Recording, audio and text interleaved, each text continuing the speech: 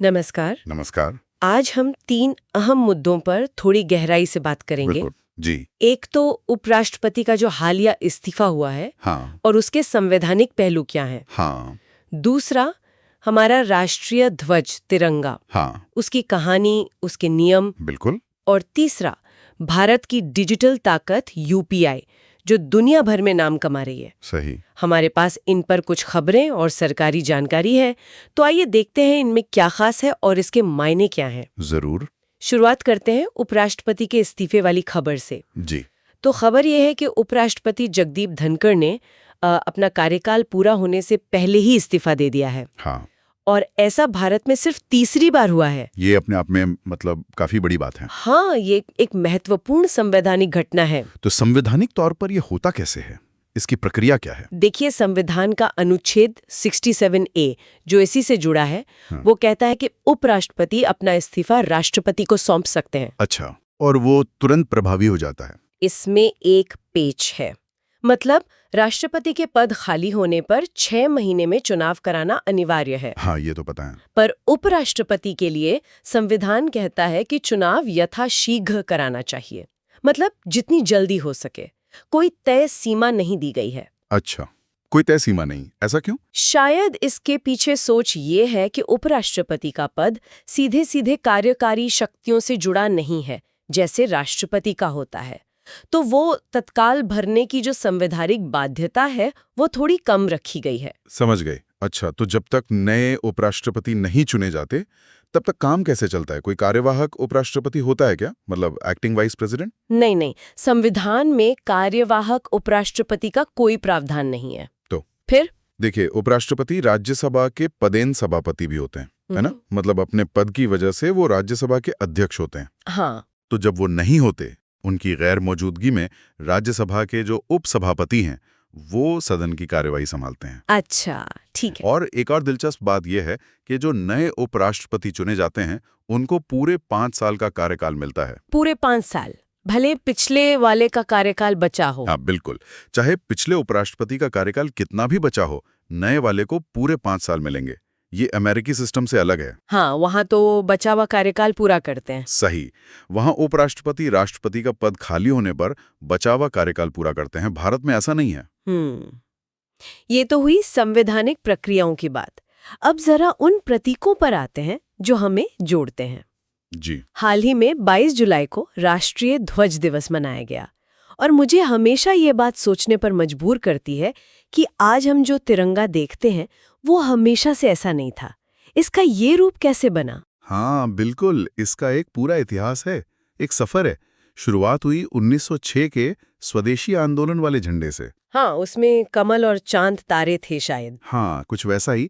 फिर 1921 में पिंगली वेंकैया जी ने एक डिजाइन बनाया जिसमें गांधी जी के कहने पर सफेद पट्टी और चरखा जोड़ा गया। चरखा? हाँ। फिर 1931 में एक और बदलाव हुआ, लाल रंग हटाकर केसरिया लाया गया।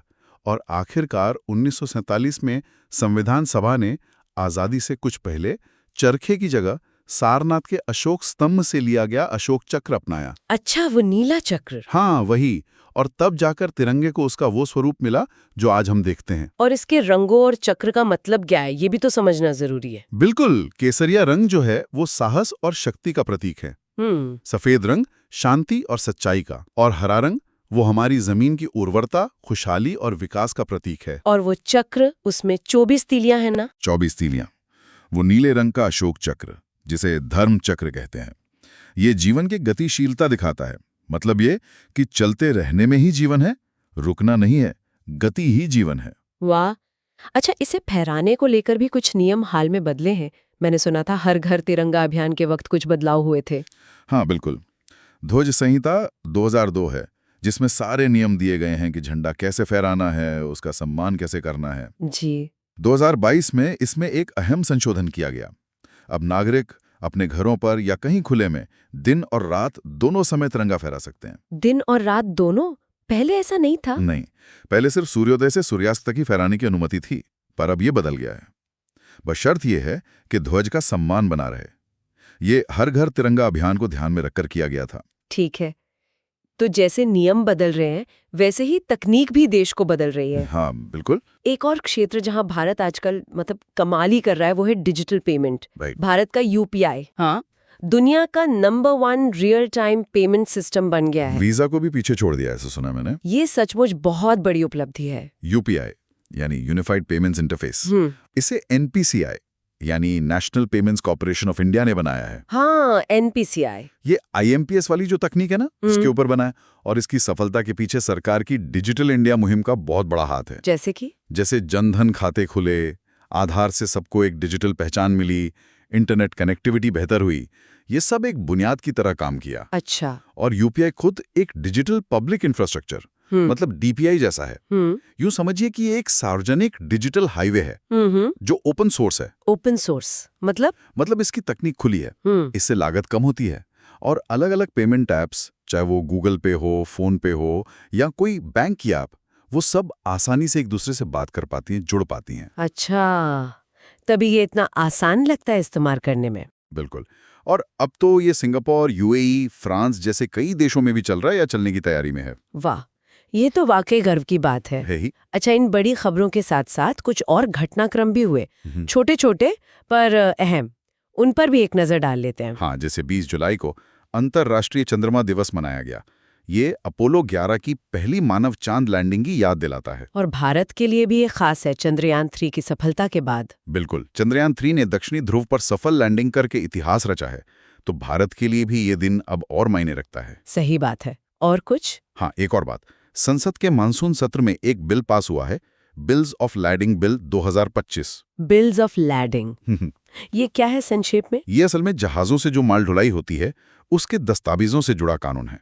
अभी तक 1856 का, मतलब बहुत ही पुराना कानून चल रहा था। 1856 का? बाप रे। हाँ, तो ये नया बिल उस पुराने कानून को बदलकर आज के जमाने के हिसाब से बना रहा है। अच्छा, तो इससे व्यापार आसान होगा? बिल्कुल, बंदरगाहों पर काम तेज होगा, व्यापार करना आसान बनेगा, कानूनी उलझनें कम होंगी।